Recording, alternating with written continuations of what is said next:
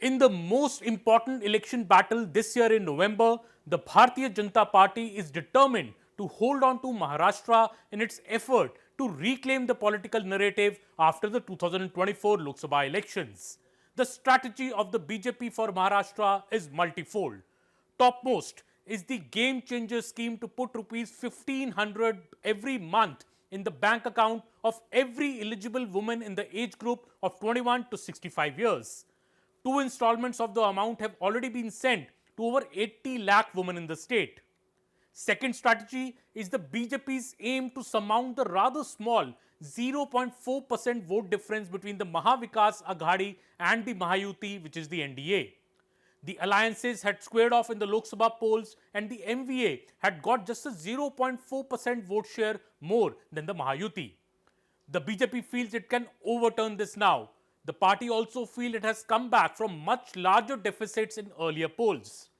The NDA, in fact, had got just 2.03 lakh votes less than the MVA in the Lok Sabha elections, but it won 13 Lok Sabha seats fewer than the MVA.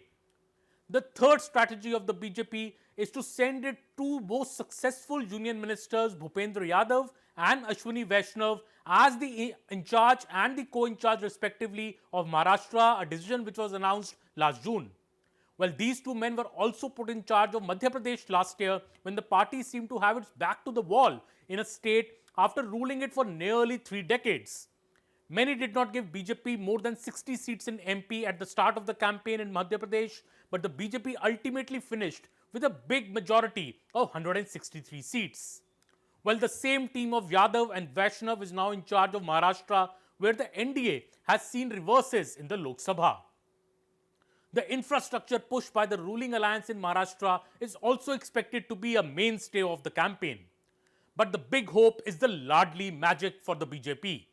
The Maharashtra strategy of the BJP seems a leaf out of the Madhya Pradesh book because just months before the state elections, the NDA in Maharashtra announced the Ladki Bahin Yojana, under which a cash payment of rupees 1500 per month is promised to eligible women in the state.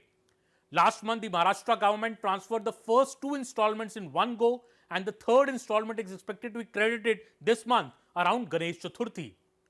Nearly 85 lakh to 1 crore women would be getting the amount this month. The election is expected to be announced in the second week of October, and nearly 1 crore women have registered for the scheme, and about 85 lakh applications have been approved by the Maharashtra government so far. A senior BJP leader told us that money in one's bank account already is the best election promise. The feedback that the central BJP leadership has from Maharashtra is that women are elated and are looking forward to more installments of this amount when the government again comes to power. The scheme, many BJP leaders say, is a game changer in rural Maharashtra.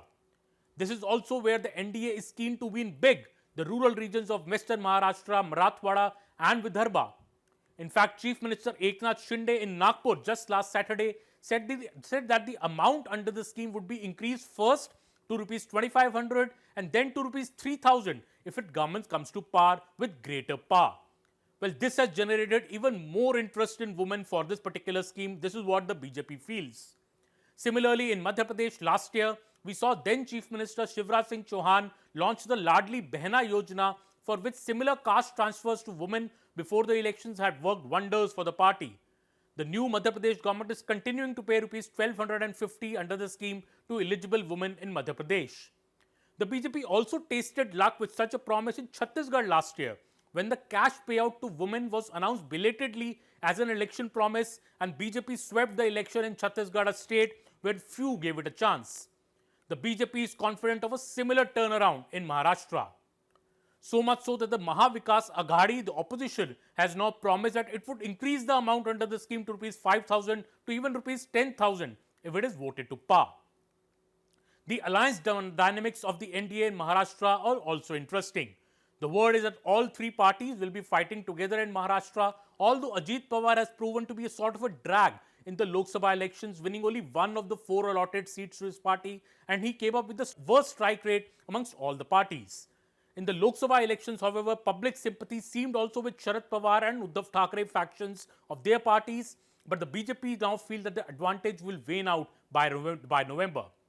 The BJP remains the strongest party in Maharashtra and other allies must rally around it. This is what senior BJP leaders are saying. Prime Minister Narendra Modi even apologized for the collapse of the Chhatrapati Shivaji Maharaj statue in Raigad Fort recently, saying he will bow his head in the feet of Shivaji as his apology. Well, the BJP does not want to leave anything to chance. After losing two big financially crucial states like Karnataka and Telangana, the BJP is looking at Maharashtra as its biggest electoral prize.